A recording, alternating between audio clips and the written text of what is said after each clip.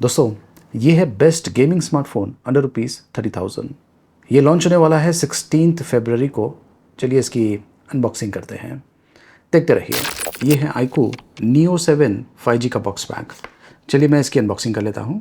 Box में है ये हैंडसेट। ये देखिए ऐसा दिखता है। ये फ्रॉस्ट ब्लू कलर वेरिएंट है। काफ़ी इम्प्रेसिव दिखने वाला स्मार्टफोन है।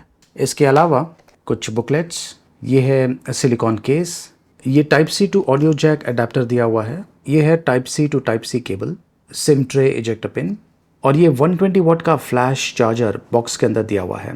हैंडसेट का जो लुक है काफ़ी इम्प्रेसिव है। यहाँ पर पीछे की तरफ थोड़ा सा कर्व हो जाता है जिससे आपको अच्छा सा ग्रिप मिलता है।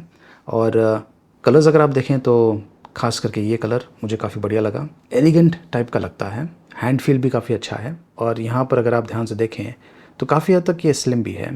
ये जो मैट फिनिशिंग है काफ़ी बढ़िया लगता है। फिंगरप्रिंट के धब्बे भी इस पर नहीं पड़ते हैं। डिस्प्ले की क्वालिटी भी काफ़ी बढ़िया है। स्क्रीन 6.78 इंचेस का है। फुल HD प्लस रेजोल्यूशन के साथ में आने वाला है।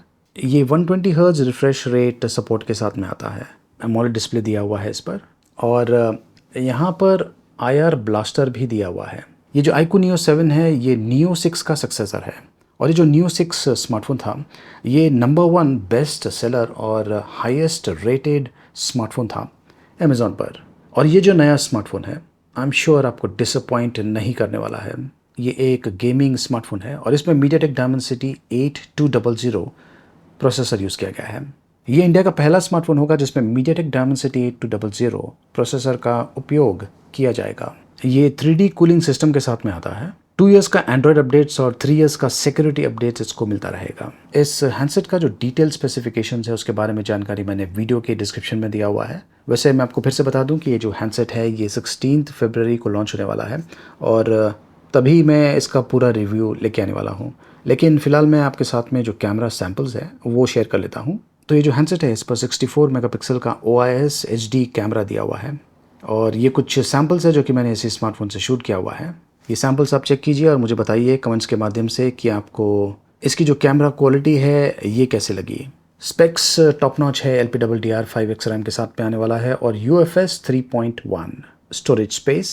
इसमें कुछ नए फीचर्स भी है जैसे कि मोशन कंट्रोल जो कि एक नया तरीका है गेम्स खेलने का। ये मैं जब रिव्यू करूँगा तो उस दौरान कवर करने वाला हूँ। Android 13 रन करने वाला है आउट ऑफ द बॉक्स। इसमें 5000 mAh की बैटरी है और 120 वाट का चार्जर बॉक्स के अंदर दिया हुआ है।